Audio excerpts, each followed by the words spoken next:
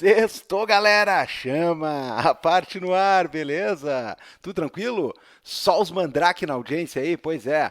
Aqui é o feed do Vira Casacas, um dos podcasts mais queridos e mais escutados do Brasil. Toda semana, mais precisamente toda terça-feira, só nessa aqui que foi na segunda, porque era 1º de abril, é dia dos bobos e dia também de quem não é bobo, porque afinal de contas é dia de golpe militar e é assim que se chama.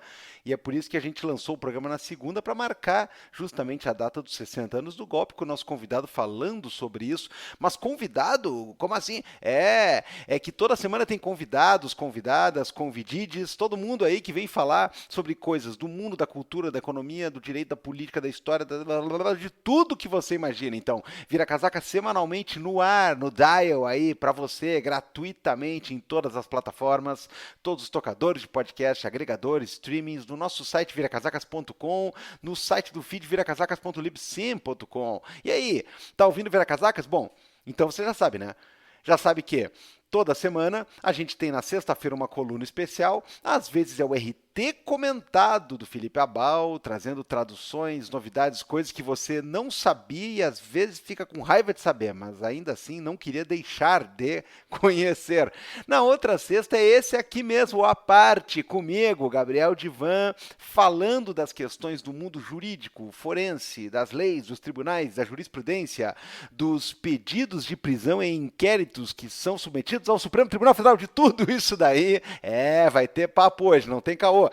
Tudo isso daí e mais, né? Bom, temos também nas quartas-feiras a nossa coluna em vídeo, sim, porque dá para ouvir o Vira pelo YouTube e às vezes dá para ver o Vira no YouTube também, porque tem as nossas lives, tem nosso conteúdo especial e a coluna da quarta-feira é com o Dr. Fabrício Pontin, falando das eleições americanas que estão sempre pegando fogo, ainda mais esse ano, Democracia na América. Pois é.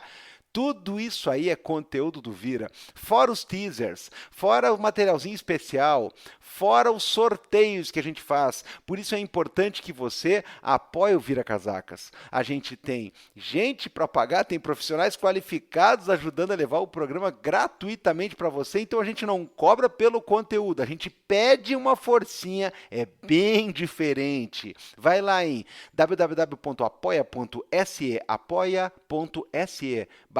Casacas ou vai lá na orelo.cc, se inscreve lá e faça a sua contribuição mensal, R$ 5 por mês. Repito, R$ 5 uma vez por mês já nos ajuda demais, demais da conta. Vamos lá, galera, vamos ajudar quem precisa, vamos colaborar com um conteúdo que vem de baixo aqui e que luta por nós aí. Chega de patrocinar quem não precisa, quem não merece e quem não tá dando bola, né? Ora, se não. Bom, do que a gente vai falar essa semana? Rapidinho, tem coisas aí que precisam ser explicadas e periga, tá chegando coisa nova. Você mal aprendeu a antiga, já tá chegando coisa nova. É assim, é. Bem-vindo ao meu mundo, né? Como dizia uma música que fazia sucesso há alguns anos atrás, quando eu já não era jovem, né? Welcome to my life. Bom, o que acontece aqui, pessoal? A gente vai falar hoje de possíveis mudanças naquilo que já tinha mudado, que já tinha também mudado outra vez, que já tinha sido diferente do que está previsto em lei. É a questão da prerrogativa de foro, a questão do chamado foro privilegiado. Quando é que uma pessoa acaba sendo julgada por outros tribunais, inclusive talvez pelo maior de todos? E por que isso aí está de novo na prancha? Está de novo na plancha? Está de novo na berlinda? Pois é que vamos ter aí uma decisão do Supremo que periga, mais uma vez, remodelar os contornos de como é que isso funciona. Mas por que eu estou, né? Por que diabos eu estou falando nisso? Bom, a gente viu aí que na outra semana tivemos um despacho do ministro Alexandre de Moraes, que é o relator de pedidos de um inquérito que envolve, entre outras coisas, parlamentar federal, que é um dos supostos mandantes do assassinato da vereadora Marielle e do Anderson, no caso que você já sabe muito bem, infelizmente você já sabe qual é, né? Pois bem, a pergunta é: tá, Gabriel, tu passa o dia inteiro fazendo piada de que não é só o Xandão que existe, que não é só o STF, mas agora o STF está decidindo coisa que tem a ver com o caso da morte de uma vereadora em 2018 no Rio de Janeiro. Eu não entendo mais nada. Tudo bem, tudo bem, tudo bem. Você tem razão de ficar neurótica confuso, né, irritado, né? Tudo bem. Agora, vamos lá, tem explicação. Eu juro para você que tem explicação. Bom, vamos começar do começo então, né? Vamos começar do começo porque a nossa explicação de hoje, ela não envolve só o caso da Marielle, mas vai ser um exemplo bem interessante. Mas antes, como eu gosto de ser um bom anfitrião, vou mostrar apreço por vocês que estão visitando esse espaço aqui nessa sexta-feira maravilhosa, né? Thanks God, it's Friday. Olha só, que besteira. Olha lá. Dá uma roladinha para baixo aí na sua timeline do Vira Casacas, aí vai encontrar um monte de programa legal, coluna e tudo mais. E baixa um pouquinho desse daqui, você vai chegar ali no aparte número 54, colaboração premiada e aquisição de provas, né? Ali, pessoal, muito inspirado por, então, a questão da delação promovida pelo senhor Rony Lessa no caso da Marielle, eu fiz uma explicação que é para vocês entenderem como é que funciona essa questão, porque o pessoal fica assim, ó, o fulano é um delator, o fulano é um colaborador, então ele apontou o fulano lá, é agora, hein? Agora o cara tem que estar preso. Calma, por quê? Colaboração premiada envolve você fazer várias coisas a título de colaborar com uma investigação, entre elas até mesmo, né, delatar alguém, apontar alguém e firmar um compromisso de repetir isso em juízo, que daí é o que vai valer, né? É o que vai valer. Então, a colaboração premiada, como eu expliquei, é uma espécie de promessa, entre aspas, de compra e venda, né? Um está prometendo que vai entregar coisas que interessam e aí os outros estão prometendo que vão dar algum benefício, porque assim, né, uma mão lava a outra, conhece aquela história. Né?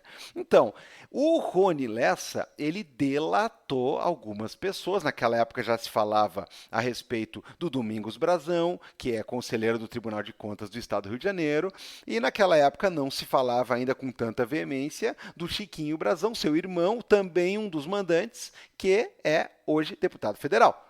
Então, começamos por aí, né? Vamos pegar o fio da meada por aí. Por quê? Porque quando o cara firma um acordo de colaboração, isso aí precisa de homologação judicial, ou seja, algum juiz precisa olhar para aquilo, o juiz que muito provavelmente vai julgar a causa, mas a gente vai ver que isso aqui vai ficar um pouco perturbado no caso, já vou explicar por quê. O juiz que vai julgar a causa, né, normalmente, vai avaliar, porque esse é o cara que vai dizer, ok, se você, fulaninho, entregar tudo que você está dizendo que vai entregar aqui e o outro lado tiver condições de provar e explorar tudo que você entregou, então nós temos um acordo firmado. Você entrega o que promete, você cumpre a sua função de colaborar com os investigadores e com os acusadores, e aí, quando a gente der uma sentença, você vai ganhar o que você merece. E aí, claro, como eu expliquei lá no programa, né, de acordo com a lei, pode ser uma redução da pena, pode ser uma progressão do regime, pode ser coisas mais interessantes até em alguns casos. O cara pode até escapar de ser denunciado.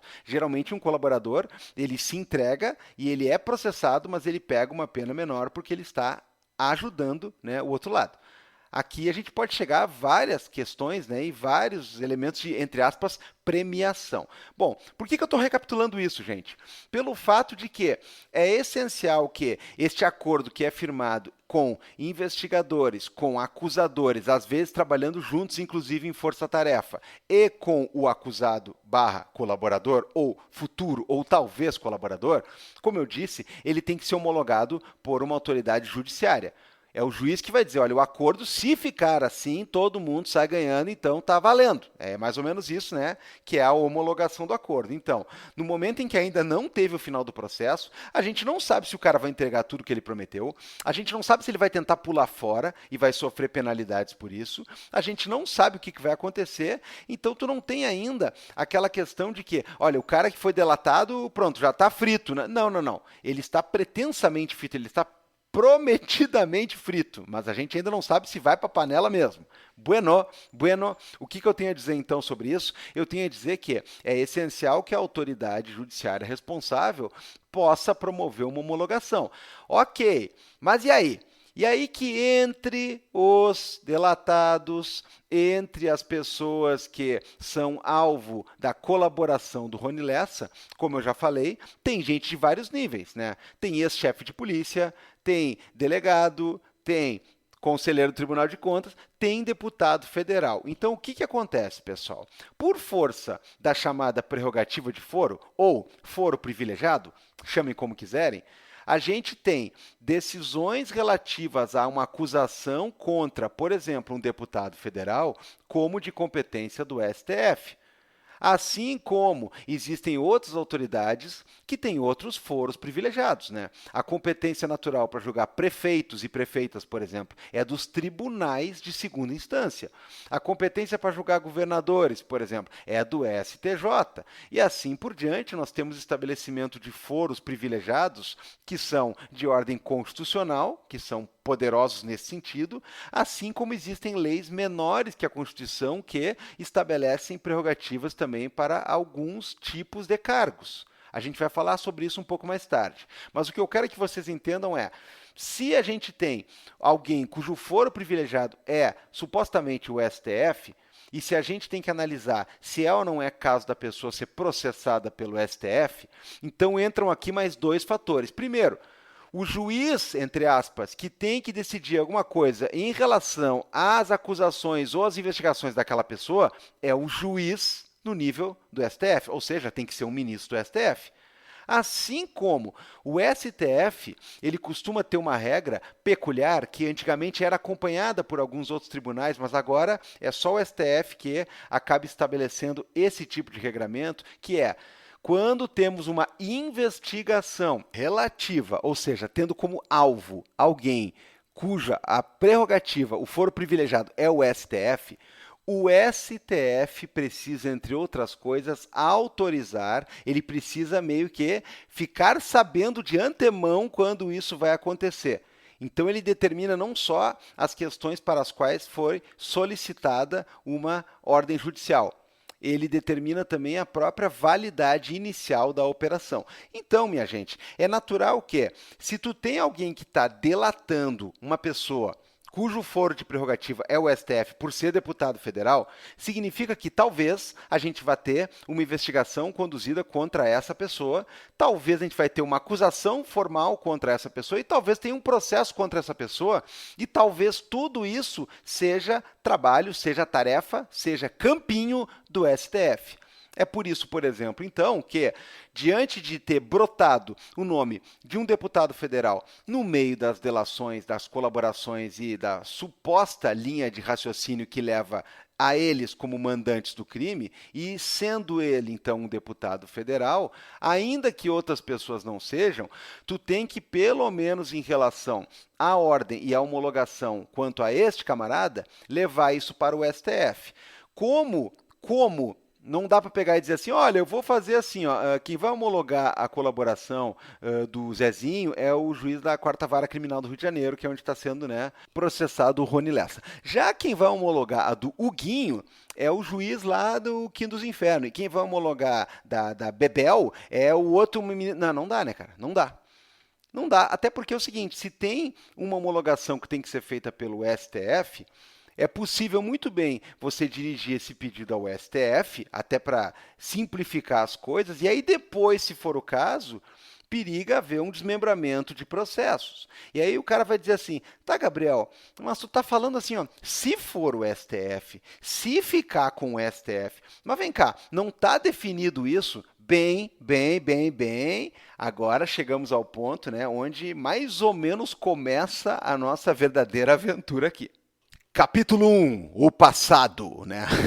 Contando que tudo isso aqui antes foi um prólogo, né? O capítulo 1, né? Como é que é? Dawn of Man, né?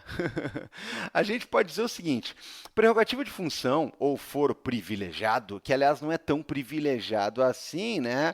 Veja, por exemplo, aquela galera lá do 8 de janeiro, lá o ferro que tomaram direto já na mais alta cúpula lá do judiciário brasileiro, sem poder apelar, né? Eita, boi! Pois é. Mas calma, vamos por partes, né? Vamos por partes.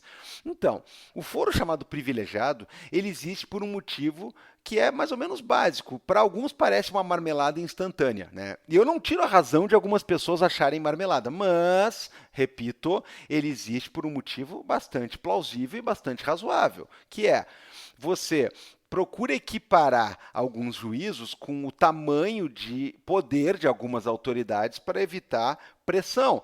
Então, Vamos supor que o cara vai julgar, né, um senador da República. Eu não estou dizendo necessariamente que um juiz da vara criminal aqui da comarca, da cidadezinha, ele necessariamente vai julgar pior do que um ministro do STF. E eu não estou dizendo também que ele vai ser desonesto, ele vai favorecer a autoridade, vai ficar com medo, nada disso. Agora, é elementar que há um desnível, que há uma espécie de sobreposição ali de poder político num sentido até mesmo abstrato, mas poderia ser concreto em larga escala.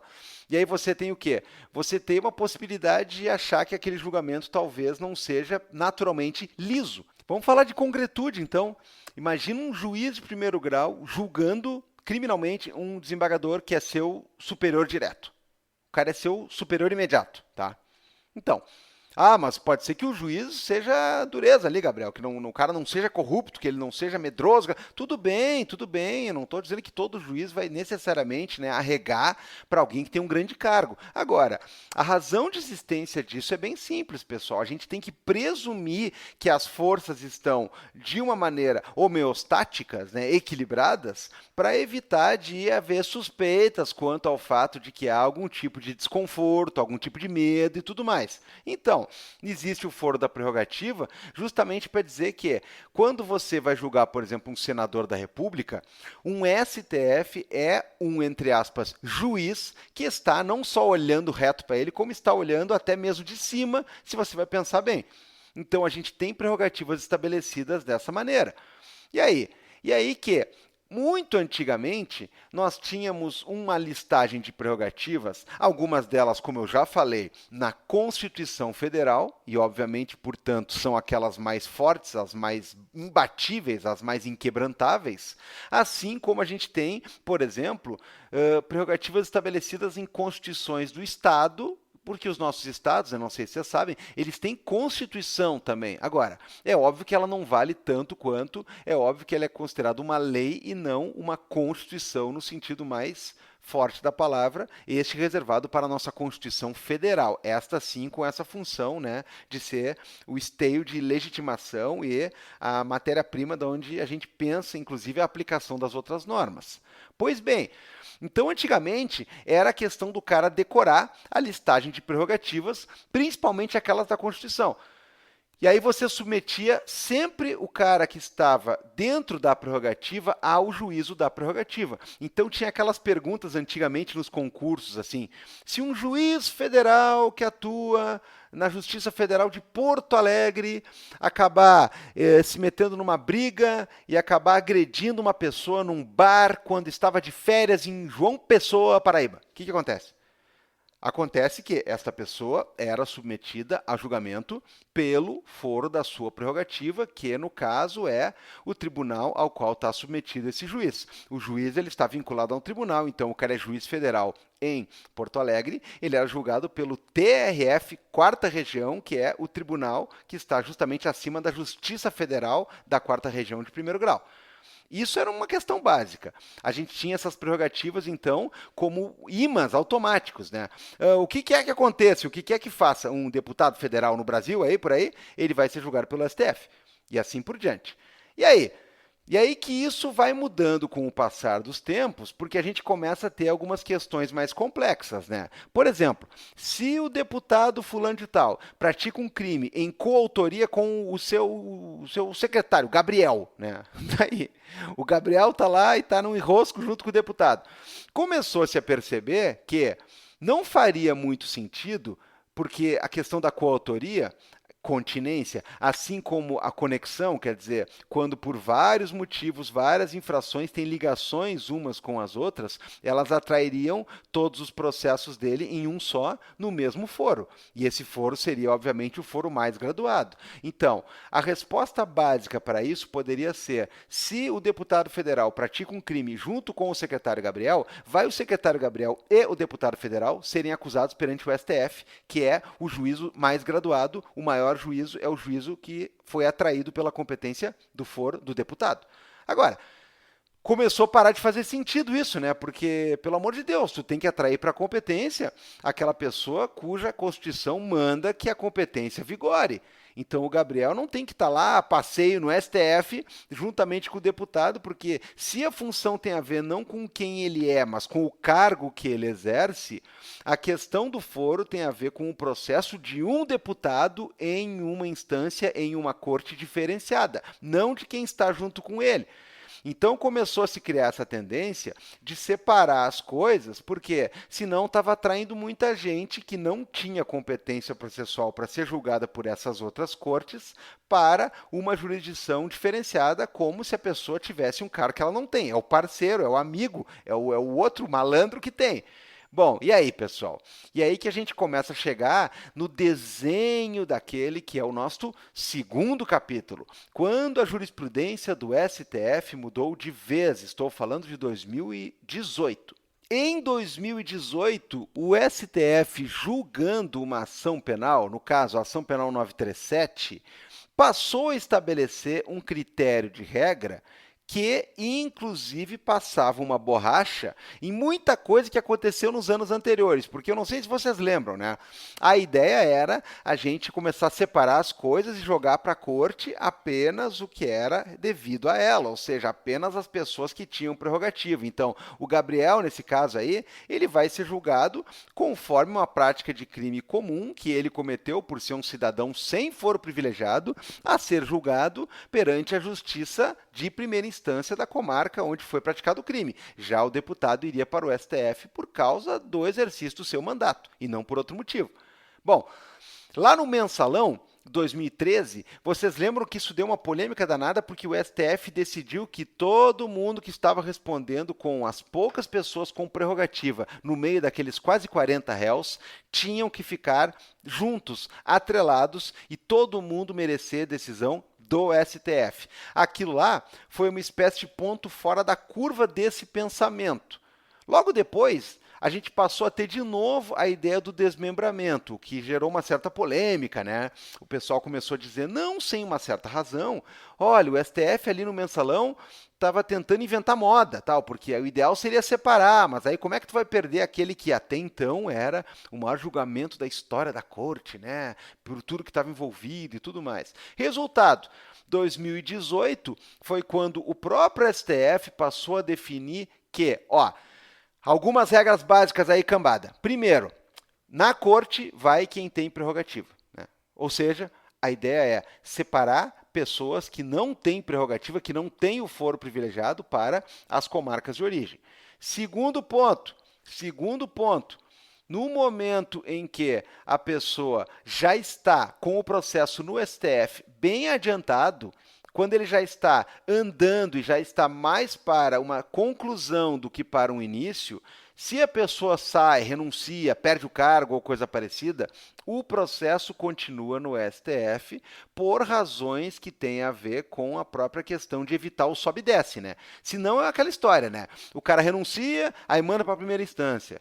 Dali a pouco alguma coisa acontece, o cara adquire um outro cargo, aí tem que ir para outro foro. Então o STF determinou assim, ó, se o processo já estiver instruído, se ele já estiver com um andamento garantido, aí fica aqui mesmo, porque aí a gente aproveita o tempo, né? Não tem tempo perdido, não tem leite derramado. E aí vem a principal questão de todo esse julgamento, que tem a ver com o STF dizer que crimes que são praticados em razão do cargo que confere a prerrogativa são de competência da prerrogativa. Outros não. E aí? E aí que o STF, então, estabeleceu que a resposta para aquela perguntinha lá teria que ser diferente. Juiz federal do Rio Grande do Sul, da 4ª região, que está de férias em João Pessoa e acaba atropelando alguém. Tem a ver com o cargo dele? Tem a ver com a função que ele exerce? Tem a ver com a questão do que ele tem em termos da prerrogativa? Não, não tem nada a ver isso aí. Então, não é caso para a prerrogativa, é caso para a primeira instância do local de cometimento do crime, como qualquer pessoa normal. Então, a gente passa a ter aí 3 bases para entender como é que teria ficado a questão do foro privilegiado se ficasse tudo bonitinho conforme o entendimento do STF de 2018, tá? Vamos lá então, ó. Primeiro, vai para o STF só quem tem prerrogativa. Amiguinhos não vão junto, tá? Parceiros, né, sidekicks, né, não vão junto. Primeiro ponto. Segundo ponto, analisa a questão para ver se o cargo da pessoa está envolvido no cometimento do crime. Está envolvido, tem a ver com o cargo, quer dizer, é deputado fazendo negociata que envolva uma questão parlamentar. Então ele merece ser processado conforme o cargo de deputado que manda ele, por exemplo, no caso federal, para o STF. Não tem nada a ver. É deputado que agrediu a esposa. Bom, então nós estamos falando de um processo comum de uma vara comum, beleza? Existem aquelas questões que têm a ver com uma competência que também é constitucional, né? Por exemplo, a questão do crime doloso contra a vida, o crime intencional contra a vida, se for consumado ou tentado, ele, pela Constituição, vai a júri popular. O que significa que, se tiver, por exemplo, várias pessoas envolvidas numa questão de um crime que tem a ver com o exercício do mandato de uma delas, que é deputado, esta pessoa é julgada pelo STF, assim como as outras, por força da própria Constituição, vão a júri, e aí você tem uma espécie de embate, né, entre duas competências concorrentes que a própria Constituição estabelece. Você resolve isso mandando umas pessoas com prerrogativa para um lado e as outras para o foro específico, que é o foro do júri. Bom, então estamos conversados, né? Não estamos não. Por quê? Porque aí vem o capítulo 3 dessa história, porque o STF passou ele próprio a criar algumas decisões e alguns entendimentos que começaram a perturbar aquela decisão de 2018, onde tudo parecia bonitinho, tudo parecia costuradinho, tá? Bom, primeiro lugar, né, de 2018 para cá, nossa senhora, hein? Nossa senhora. Aliás, né, que quadra, hein, minha galera? Bom, 2018 para cá, a gente viu que a incidência de questões que envolviam ou tangenciavam a competência da corte fez com que muita coisa aparecesse de uma maneira meio extravagante ou inédita, né? Como, por exemplo, o estabelecimento dos inquéritos para investigação de fake news e atos antidemocráticos que envolviam, inclusive, tentativas de abalo e desprestígio e desmoralização, quando não afrontas à própria questão do STF em si, dos seus componentes e do funcionamento da corte como uma questão de cúpula de judiciário, né? Seria uma afronta ao Estado Democrático de Direito, né, numa maneira bastante direta, pensando por alto. Mas então, o que acontece ali? Ali a gente começa a ter uma postura que pode parecer um tanto quanto criticável, e sob vários aspectos mas se também não tivesse esse tom, talvez a gente não conseguiria chegar nessa outra quadra histórica que a gente tem com as instituições minimamente erguidas, que é a questão de envolver mais pessoas em competências que são, ora, investigativas conduzidas por ministro do STF, por força de regimento do próprio tribunal, quanto de pessoas que são denunciadas ou são investigadas. Lembra do pedido para investigar? Elas perante o STF, com o STF assumindo a responsabilidade de conduzir tanto essas acusações na forma de julgamentos posteriormente, quanto assumindo a responsabilidade de ser o juiz para despachar coisas que são pedidas ao longo desses trâmites. E aí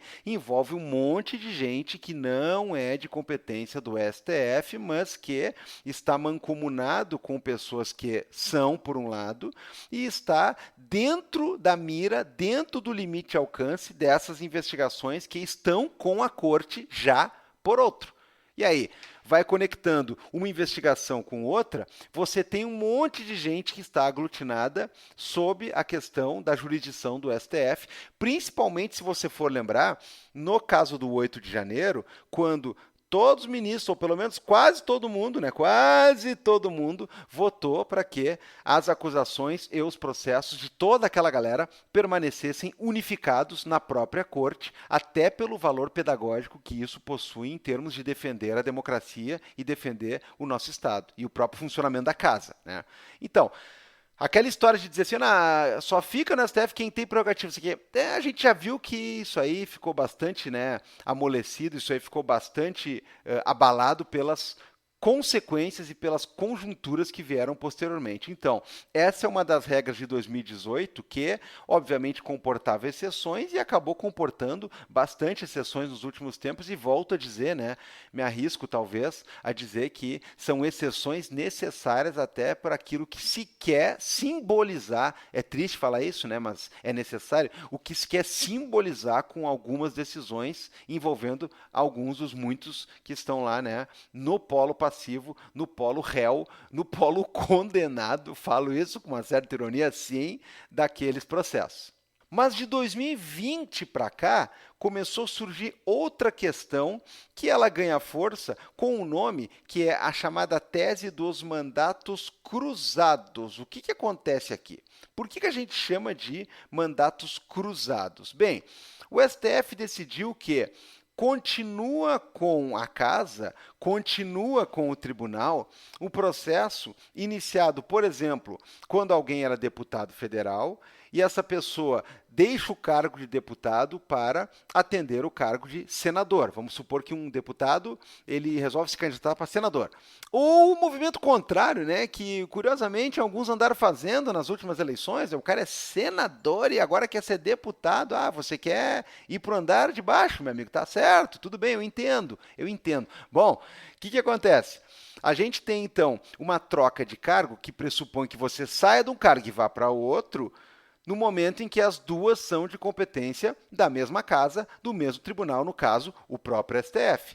Então, o STF entendeu que não faria sentido, por exemplo, um cara se licencia do cargo de deputado para a campanha do Senado, né, e eventualmente tem algum processo ou tem uma investigação correndo pela corte. Aí ele ganha um outro mandato para um outro cara que também a competência é do STF. Não faz sentido você pegar aquele pequeno ato em que o cara se desdiploma de um cargo e se diploma para outro e simplesmente fazer com que ali conte como abandono do cargo, portanto ele teria que voltar para a primeira instância. Não faz sentido. Ah, Gabriel, mas ele praticou um crime que tem a ver com a função dele de deputado, ele está sendo acusado por isso. E aí agora ele está exercendo um outro cargo e ele continua sendo sim, mas ele enquanto senador, ele teria que ser processado também por aquela corte. Então, ele continua naquele andar, ele continua naquele nível, entre aspas. É por isso que não faz muito sentido você alterar, e essa é a principal ideia da questão dos mandatos cruzados. Então, acompanha comigo, ó. Acompanha comigo.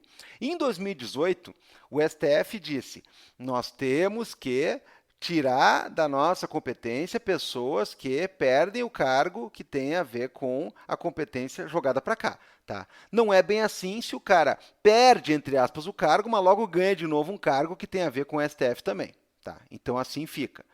Aí o STF vai dizer assim, ó, não é para processar aqui pessoas que não têm prerrogativa, é só os que têm prerrogativa, os outros têm que mandar para a vara da primeira instância. A gente já sabe que, em alguns casos também, né, se pratica a junção, a conexão, e todo mundo fica acusado lá, ainda os que não tiverem prerrogativa. Agora falta o terceiro elo da corrente, né?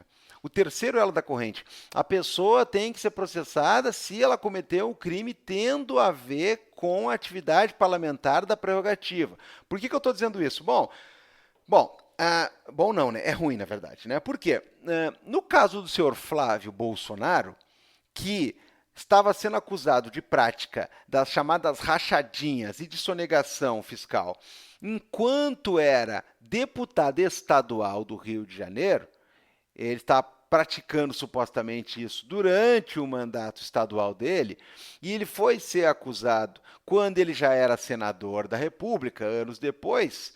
O entendimento inicial era: o crime do homem tem que ser processado na primeira instância, porque, vamos lá, agora ele é senador. Ele praticou o fato quando era deputado estadual. Perdeu o cargo de deputado estadual e tem outro cargo, e aquilo que ele estava fazendo, que tinha a ver com a própria verba de gabinete dele, tinha a ver com o mandato de deputado. Então a lógica é: tu não é mais deputado, meu amigo, e tu está exercendo um cargo numa outra casa parlamentar que inclusive é uma questão de Senado Federal. Então, aquele crime, aquela acusação não teriam nada a ver nem mais com a função de deputado, que o senhor já não tem, nem com a função de senador que o senhor, lamentavelmente, digo eu, entre parênteses, exerce hoje em dia. Então, toca para a primeira instância. O que aconteceu, gente? Aconteceu o quê? Tanto o STJ quanto o STF, em decisão monocrática, analisaram o caso e chegaram à conclusão de que tem alguma coisa aqui de mandatos cruzados. Opa, mandatos cruzados, que é bem cruzado isso aí, porque um é a LERJ e o outro é Senado Federal, né? Então, o cara saiu de um cargo para ocupar outro de até maior magnitude no âmbito federal, e aí como é que tu vai dizer que ele perde? Então, o foro dele não tem que ser nem STF, mas também não tem que ser primeira instância, e remexeram, e a conclusão foi a de que, para muitos ali, ele deveria ser processado perante o TJ do Rio de Janeiro, que é como um deputado estadual deveria ser processado. Então, eu repito, a lógica de que a gente tem que jogar, pega as 3 pilares da decisão de 2018, tá? A lógica de que tem que jogar para a primeira instância as pessoas que não estão praticando uma coisa que tem a ver diretamente com o seu cargo da prerrogativa, ela acabou esvaziada.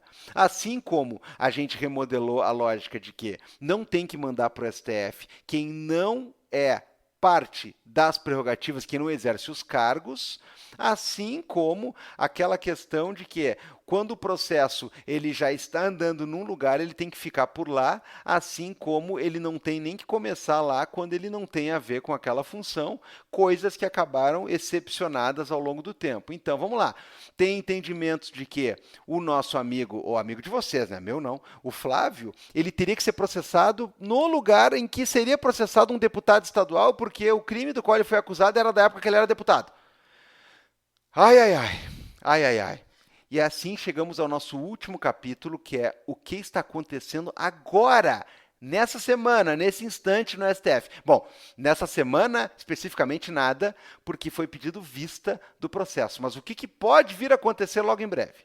Tem 2 casos em julgamento no Supremo que acabaram sendo levados a plenário, os 2 acabam misturando a mesma matéria, e é justamente por isso que a questão vai para o plenário, para ter uma maior amplitude de votos, para que o tribunal tenha uma posição mais firme em torno desse tipo de situação. Acontece muito quando tu tem não só uma decisão que está de acordo com a sua turma, mas com a jurisprudência que já é comum na corte, né? Quando tu tem uma coisa um pouco mais complicada, que a gente precisa inclusive firmar uma posição, como eu já falei várias vezes para vocês, encaminha-se a questão para o plenário. Então, aquela história, né, eu sempre brinco com isso, né? Os caras pensam que todos os processos do STF que o tribunal julga no mundo, na história, eles são na TV Justiça, duram a tarde inteira, que não, aquilo lá é quando coisas mais relevantes vão para o plenário inteiro, porque geralmente são as turmas separadas que votam de uma maneira muito mais rapidinha e uma maneira eletrônica, inclusive, tá? Não tem aquele forrobodó da TV Justiça, não, tá? Bom, então está no plenário, e veja só, de todos os ministros e ministrar, né? Eu ia dizer ministras, mas só tem uma, né? Sabe como é que é, né? Bom, de todos os ministros lá, né, e ministra que estão para votar, 5 deles já votaram a favor de mudanças em relação à regra da prerrogativa de foro e dos seus julgamentos. Eles são o Gilmar Mendes, o Zanin, o Flávio Dino, o Alexandre de Moraes e o Toffoli. E o que o Gilmar Mendes, que é o relator, então, está propondo? Ele está querendo que, quando se trata de crime praticado no exercício da função, o foro privilegiado deve ser mantido mesmo após a autoridade deixar o cargo. E isso tem que valer para casos de renúncia, para o cara tentar se reeleger e não conseguir, para o cara ser cassado, entre outras coisas. Então, o Gilmar está querendo que o cara que pratica uma infração enquanto era, por exemplo, deputado, que é justamente o entendimento que acabou prevalecendo para o Flávio, principalmente em termos de STJ, quando o cara é deputado e pratica alguma coisa que o leva ao cometimento de uma infração ou a acusação por algo que tem a ver com uma prerrogativa de deputado estadual, no caso, ele tem que ser julgado, mesmo que perca o mandato, mesmo que não seja mais deputado, conforme o que ele era na época da prerrogativa. É um entendimento bem ao contrário do que o próprio STF havia determinado como regra para organizar as coisas em 2018. E mais, a tese é essa que alarga, né, que amplia o foro privilegiado, ela tem que prevalecer, inclusive quando o inquérito começar depois do cara já ter largado o cargo. Então, é uma explicação, por exemplo, para que haja uma definição nesse caso aí do Flávio Rachadinha, quer dizer, do Flávio Bolsonaro, né? Que é a questão de que, mesmo que você seja processado depois que você já deixou aquele cargo, se a questão tem a ver com o cargo, você tem que ser julgado conforme você seria julgado à época, caso ainda estivesse no cargo. Vou dizer de novo, é 100% ao contrário do que o próprio STF já havia decidido. A gente achou que 2018 ia organizar tudo bonitinho, né? Ah, sabe de nada, inocente, né? Pensou errado. Tá, Gabriel, mas isso aí já está decidido? Não, como eu falei, já tem 5 votos, a maioria está se encaminhando, hein, galera? Tá vindo. Já tá beliscando ali. Ainda falta o resto votar. Isso está em vista, né? A gente sabe que o Barroso pediu vista, então, por enquanto, ainda não está decidido. Isso aí é uma questão de votação de semana passada, dia 29, final da semana, e ainda está parado, está trancado desde então. Bom, o que a gente pode dizer sobre essa questão da Marielle e a questão dos brasão e tudo mais? Gente, vai ter que ter uma divisão aí, um desmembramento. Repito, por tu ter um cara que atualmente é deputado federal, obviamente que o juiz, né, entre aspas, juiz, que tem que avalizar a sua questão de uma delação premiada contra ele, e aí uma investigação contra ele, e aí medidas contra ele, e que coisas que são prisão e outras solicitadas contra ele, é o STF. Né? Aí, foram os outros na carona e o pedido da PGR envolveu também, né? O ex-chefe de polícia, o Rivaldo, envolveu aquele outro delegado que estava investigando também, tinha escrito livros sobre o caso, se considerava perseguido, né? Envolveu umas outras pessoas, envolveu o próprio conselheiro Brazão, que era o primeiro dos delatados. Bom, a decisão do STF, então, até por ser a maior corte que está enfrentando o caso no momento, ela englobou todo mundo. Então, foi um pedido da PGR e uma decisão do Alexandre que foi referendada por todo mundo na primeira turma, que acabou decidindo pelas prisões, pela perda do cargo, pelas cautelares envolvendo o caso. Agora, vamos lá. A motivação desse caso tem a ver com função de deputado federal, por exemplo, de Chiquinho Brazão? Não tem, acho muito difícil que tenha qualquer coisa do tipo. O que significa que nós vamos ter que analisar essa decisão que o STF vai dar agora para ver como é que fica versão 2024 do caso do foro privilegiado, para saber, afinal de contas, se nós vamos processar esse cara como ele era vereador na época ou enquanto deputado que ele é agora, né? Ou não, vamos mandar toda essa cambada para a vara do júri, né? Porque afinal de contas é onde tem que ser julgados, né, naturalmente pessoas por homicídio, né, no caso consumado, lamentavelmente consumado, enfim. Então, a decisão que o STF está dando, primeiramente para mandar as pessoas presas e determinar as outras cautelares, ela não vai fixar necessariamente a competência. Não é que vai toda essa cambada ser julgada pelo caso Marielle no STF. Aliás, é muito difícil que seja. É muito difícil que seja, por quê? Porque o crime não tem nada a ver com o cargo parlamentar do Chiquinho, que é quem puxou todo mundo para lá nesse momento. Então a ideia é ver o que o STF vai definir em termos de como é que tem que ficar a prerrogativa de foro e, dependendo como for, a gente vai analisar essas questões baseadas nos cargos que se ocupava antes. Bom, o Domingos Brazão ele era deputado estadual, né? E o Chiquinho era vereador. Vereador não tem foro por prerrogativa de função, né? Assim como, por exemplo, já o STF já decidiu que chefe de polícia também não tem. Então, vereador não tem, e aí você pode pensar assim, seja pelo cargo que o Domingos ocupava na época de deputado estadual, seja pelo cargo que ele passou a ocupar depois, aí eu não sei qual é que vai ser a simetria que vão determinar, né? A gente pode ter, por exemplo, o caso processado no Tribunal de Justiça do Rio de Janeiro, que seria o competente para processar alguém que à época era deputado e talvez os que estavam junto com ele. E aí talvez a gente tenha um outro cenário onde eles desmembrem todo mundo, né, e digam que todo mundo é primeiro grau. Ou dizem que, de repente, o Domingos é TJ, baseado na competência da época, e os outros são júri, né? Ou eu estou apostando todas as fichas que não, mas daqui a pouco, pela competência federal que um passou a ter, né, vai que alguém diga, não, não, isso aí é STF, porque tem deputado envolvido, então tem que ser STF. Eu não sei, né? Eu sei que 2018 estava tudo bem esquadrinhado, bem bonitinho, os homens foram lá e bagunçaram tudo, né? Para nosso desespero. Bom, eu espero que, apesar desses vai e vens e dessas confusões, vocês tenham entendido pelo menos um pouco mais sobre a questão do foro privilegiado e por que isso aí tem tanta discussão e por que é tão confuso. E mais uma vez eu digo, não, não é só o STF e não é só o Alexandre de Moraes que decide coisa no Brasil, mas às vezes acontece, né? Às vezes acontece. Beleza, gente? Sextou, então, tá cumprido demais isso aqui já e eu não quero perturbar ninguém, eu quero é alegrar a galera, eu quero é divertir, eu quero é informar e é por isso que vou pegar meu chapéu e tchau pra vocês, hein? Até a próxima coluna.